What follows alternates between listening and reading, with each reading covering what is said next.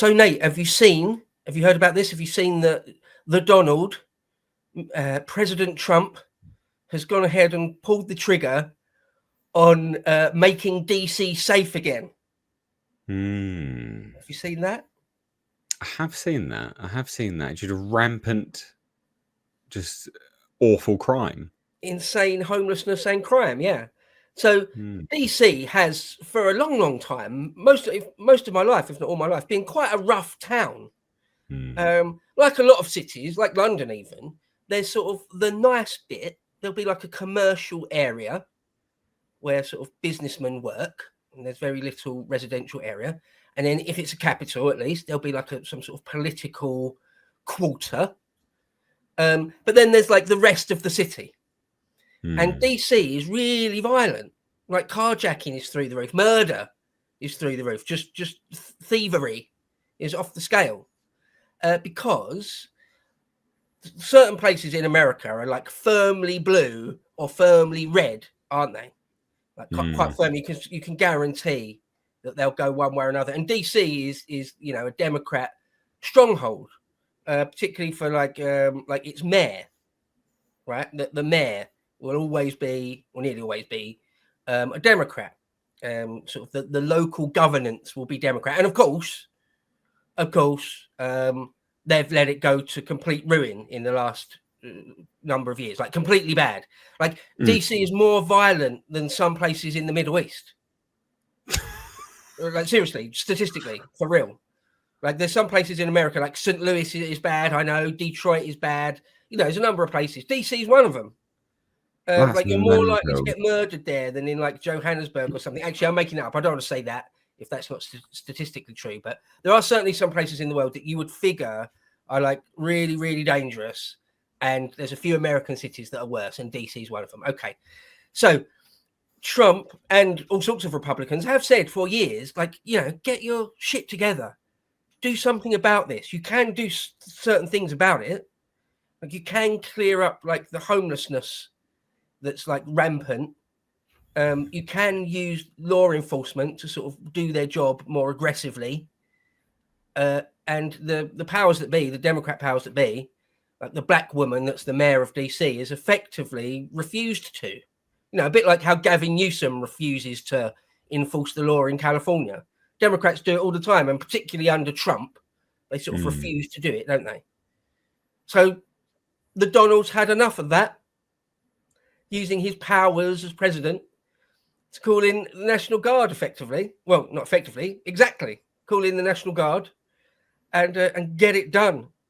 Clean up the homeless encampments and deal with like rampant crime. Like you can't go out at night because you might get jacked or carjacked or murdered. Terrible. It's no way to live, is it? Yeah, why would you do that? Why? Like, I don't understand. I mean, well, I do understand. The people that live in these areas, they must hate it. They must only vote for Democrats because these individuals are a client class, and the Democrats keep servicing their client class, right? Like, this is why, and I'm sure we could probably do a bit on it at some point. The West needs to completely remove client class from the voting structure. They need to be removed. All client classes have to be gone because they subvert politics. They completely subvert politics, whether, they work for the state or, they're on benefits. They're not, net contributors to tax. Whatever it is, you've got to remove them because they subvert the political will of the people in a way which is, it's just demonstrably bad for society, right? Like you can't surely live there and be like, yeah, this is fine.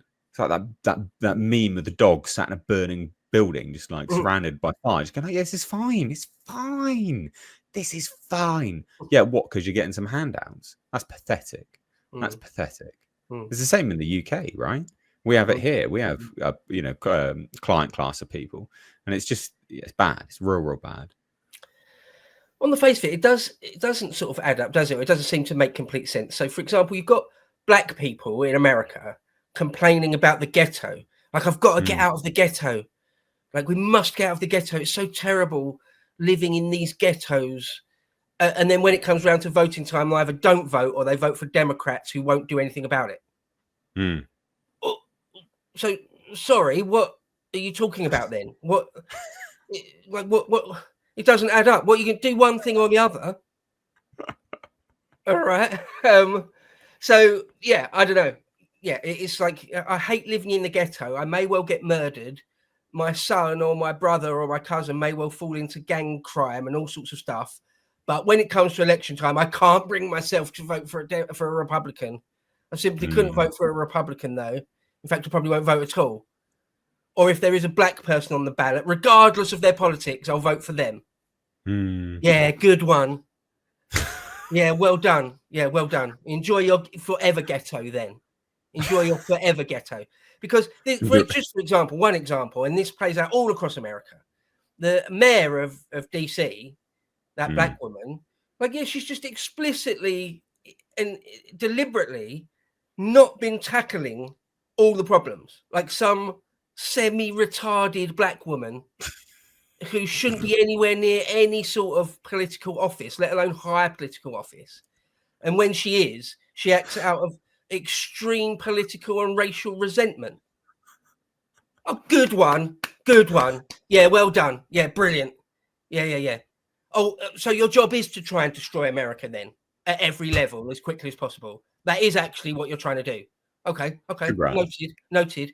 Well, Trump has had enough of it. He'll bring in National Guard from wherever he has to, and they'll clear that shit up. And I hope they do. The only other talking point about it is that talking point of that there's something extremely authoritarian about a president having to use soldiers to occupy the Capitol. Of course, that's sort of nonsense. He's a fascist. That's warping. He's a fascist. Yeah, he's a dictator. The next thing he'll use soldiers to pack the Congress and Senate in order to get through an enabling act to make him dictator for life. Yeah, sure. Yeah, sure. So that is warping the story to say that, like, he's using soldiers to do something completely nefarious. No, he's using soldiers to make sure that the rule of law is actually enforced. Now, if you remember, right at the beginning of the Biden administration, Pelosi and Biden kind of packed DC with a bunch of soldiers. Now, that was closer to that weird narrative of using the army to gain or maintain political power. They actually did send those soldiers away after it was a few weeks. They're actually in DC for a few weeks. In the end, they did send them away. So I made a joke on Twitter saying that Trump is in his Sulla arc. Cornelius Sulla, an ancient Roman dictator, a bloodthirsty tyrant. And of course, I'm joking because other than the Epstein thing, I am pro-Trump. So I was joking with the Sulla arc. He's not doing anything like Sulla. But no, I'm here for it. I hope that the National Guard can physically clean up DC and sort of make it a much, much safer place. If it is the capital of the United States, and the United States is still the leader of the free world, they are still the most dominant country on a couple of 2, 3, 4, 5 of the most important metrics. Their capital should be a nice place. It should be a safe place. So I've got my fingers crossed for them. Well, the thing is, so you say that, yeah, the capital should be a nice, safe place. Anywhere in the West should be a nice, safe place. I'm so sick of people sitting there and going, no, this is okay. No, it's not okay. Stop. No rapes, no carjackings, no thefts, no murders. None of it's okay. We don't need it. We don't have to live like that. Okay. Yeah, sure. Yeah, it looks a bit drastic in bringing in the National Guard. It does look a bit drastic. You know why? Because then no one else bothered to do anything and it's gone out of control. So yeah, if it looks a bit drastic, then maybe you should have acted a little bit before. Maybe your fingers should be pointed out the absolute retard that chose to do nothing for God knows how long and let the capital fall into a complete shithole piece of crap, right? Crime-ridden filth. How about that? Maybe. I'm so sick of people being like, well, it's just part of life. Cool. Sure. Lower your standards then. Live like an absolute urchin. Great. Good for you. I don't want to live in a world like that. And I'm more than happy for people that commit those kind of crimes to just most awful things happen to them, and to prevent people from doing it in future. You can't live in a civilized society, then you don't belong here. You're a barbarian. Be gone. Let other people that want to live in a civilized society be civil and enjoy peace and quiet. So I'm just so sick of that narrative. Like, we have it here in the UK as well, where people are like, well, it's just part and parcel of living in a city. Oh, is it? Oh, well, good for you. I don't want to live in a shithole, actually. This is the West, supposed to be the free world. No, not keen on that. It wasn't until about 15, 20 years ago. Yeah. It was pretty much fine 20, 25 years ago. But now it's just a reality you have to accept. Like, sometimes there's Islamist terrorist attacks, and often, or every single day, there's just knife crime. This is London. In the US, it'd be more gun crime. We overtook New York for knife crime. Mental. You just have to accept that that's part and part, like being jacked, being robbed in the street. It's just, that's just how the world goes round. That's just reality now. How about no? Yeah. How about I'll have a civil war over that before I accept that? How about that? Because no. I have to live like that. So no, nah. So good on Trump. I say good on Trump for this. Yeah. Good on him. Yeah. Minus the Epstein thing. Pro-Trump. I say call in the National Guard anywhere in the country where the Democrats are refusing to uphold the rule of law. Anywhere.